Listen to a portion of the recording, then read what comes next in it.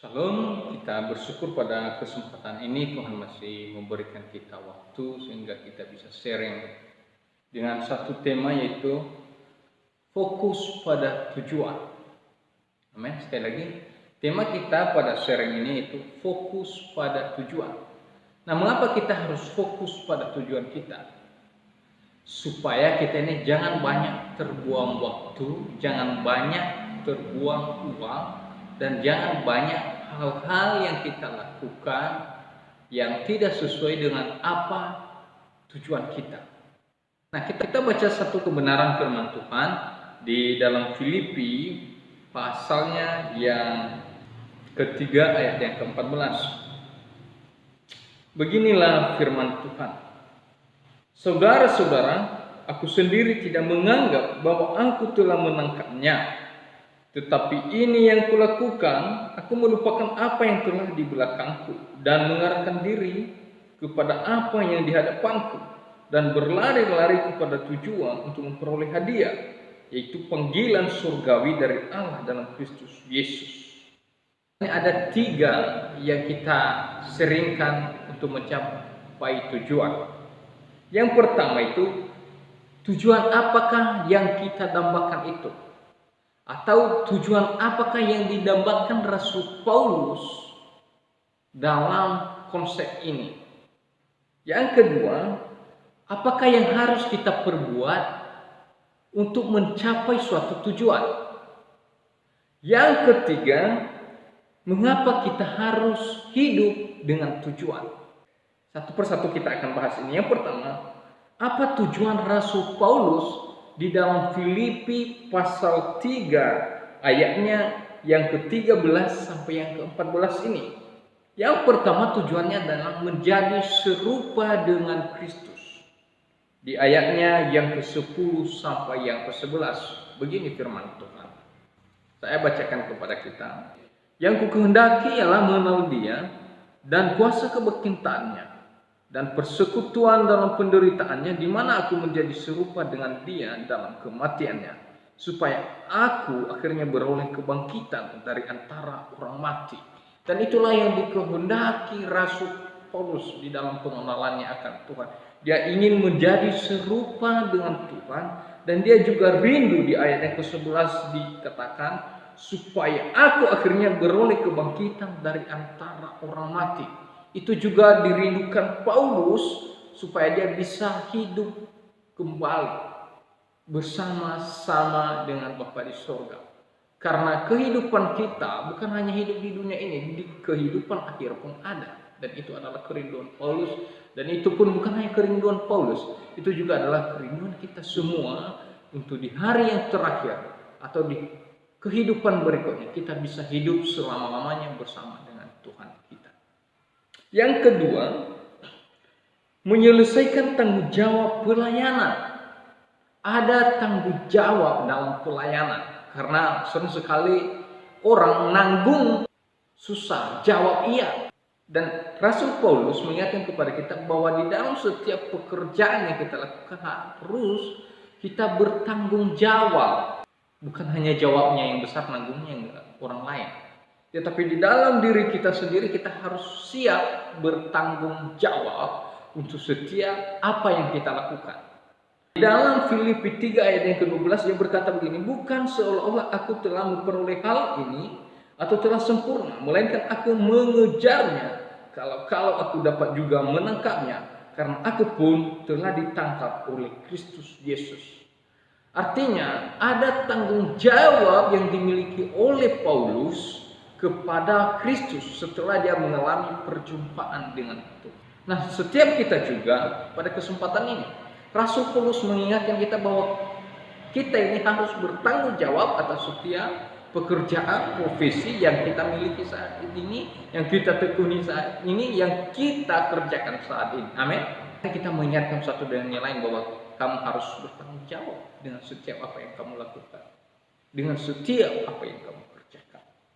Itulah tadi tujuan yang didambakan Rasul Paulus di dalam Filipi pasal 3 ayat 13 sampai 14. Yang kemudian, apa yang harus diperbuat untuk mencapai tujuan ini? apa yang harus kita berbuat untuk bisa mendapatkan tujuan yang kita inginkan itu. Yang pertama, kita harus menyadari kekurangan kita, kelemahan kita.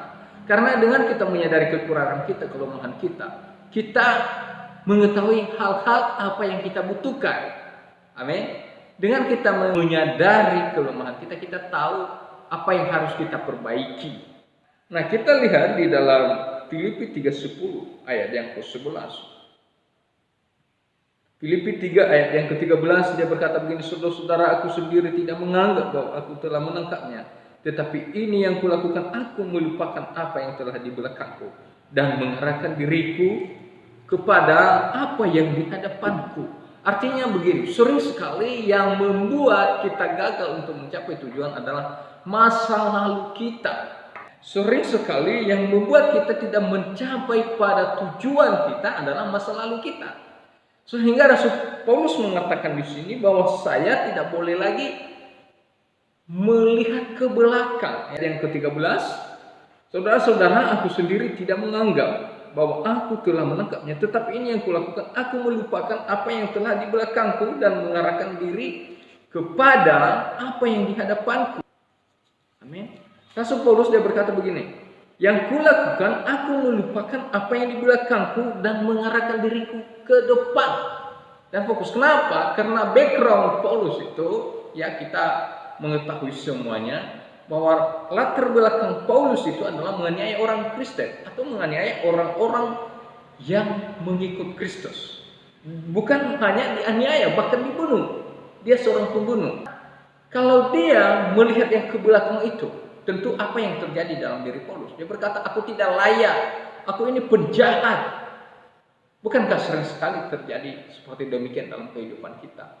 Kalau kita melihat ke belakang, aku ini siapa? Aku ini tidak pantas, tidak layak, dan tidak. Sehingga itu yang menjadi gagal, yang menjadi membuat kita tidak mendapatkan fokus yang kita rindukan ini. Itu sebabnya pada kesempatan ini Rasul Paulus mengatakan bahwa jangan melihat lagi ke belakang. Mari fokus ke depan bersama dengan Kristus. 2, ia melupakan apa yang di belakangnya. Rasul Paulus menyampaikan di dalam Filipi 3 ayat 13, harus melupakan apa yang di belakang. Ada satu tragedi yang terjadi di dalam Sodom dan Gomora. Kita lihat di dalam Kejadian 19 ayat 17. Begini kebenaran firman Tuhan. Sesudah kedua orang itu menuntun mereka sampai keluar, berkatalah seorang, larilah, selamatkanlah nyawamu, janganlah menoleh ke belakang, dan janganlah berhenti dimanapun juga di lembah Yordan. Larilah ke penggunungan supaya engkau jangan mati lenyap. Nah, ini adalah kata malaikat kepada istri Lot ketika terjadi Sodom dan Gomora dimusnahkan. Tetapi di sana ada ketemu malaikat Tuhan dengan keluarga Lot. Dan dia berkata ketika mereka keluar rumah dan di sana ada 2 malaikat. Dan dia berkata, kamu jangan menoleh ke belakang, kamu lari terus sampai ke penggunungan. Artinya apa? Kamu jangan lihat ke belakang. Kenapa? Coba kita berjalan dengan melihat ke belakang. Kita nggak tahu apa yang bisa terjadi ke depan. Kita bisa jatuh lubang, kita bisa menabrak sana sini. Nah, itu sebabnya Tuhan juga mengingatkan kita lewat kebenaran firman Tuhan ini. Bukan hanya Rasul Paulus loh yang jangan melihat ke belakang. Kita berada di penghujung tahun. Amin. Kita berada di penghujung tahun 2020. Dan apa yang harus kita lakukan di 2021 ke depan? Mari fokus. Kita jangan menoleh hal-hal buruk yang terjadi di dalam tahun 2020 ini. Tapi kita fokus ke depan, jangan seperti istri Lot. Amin. Kedua, kita harus fokus pada tujuan kita. Filipi 3:15 ayat 16 begini firman Tuhan.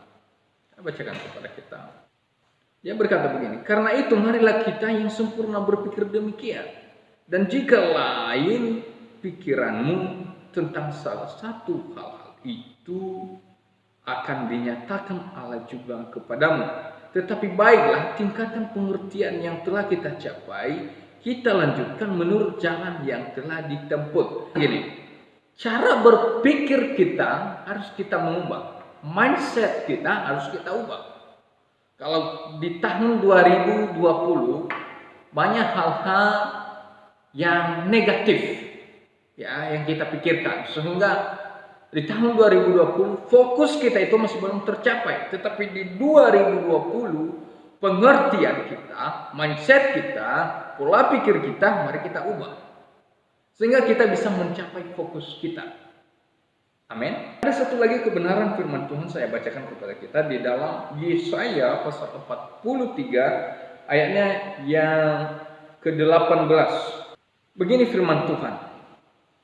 Firman-Nya, janganlah ingat-ingat hal yang dahulu dan janganlah perhatikan hal-hal yang dari zaman purbakala. Sering sekali yang membuat kita gagal fokus dengan tujuan kita adalah masa lalu, sehingga mengintimidasi kita, membatasi kita, menghalangi kita berkarya. Ya. Tetapi firman Tuhan dia mengingatkan kamu jangan ingat-ingat lagi hal-hal yang dahulu, bahkan jauh-jauh pada zaman purbakala. Bahkan sering sekali karena kita melihat leluhur kita, nenek moyang kita, kakek kita, nenek kita, saudara-saudara kita yang dulu. Kesalahan-kesalahan yang kita buat itu yang Tuhan ingatkan kita. Jangan ingat-ingat lagi. Tetapi ingatlah kebaikan yang pernah dilakukan. Biarlah itu yang menjadi motivasi kita. Kegagalan-kegagalan kita, itulah menjadi motivasi kita ke depan. Sehingga kita bisa mencapai tujuan. Itu yang harus kita lakukan. Ini yang ketiga, mengapa kita harus hidup dengan tujuan? Kenapa? Karena itulah yang Allah kehendaki dalam kehidupan setiap manusia. Supaya kita hidup sesuai dengan tujuan kita. Karena Tuhan merancang kehidupan manusia itu bukan rancangan kecelakaan.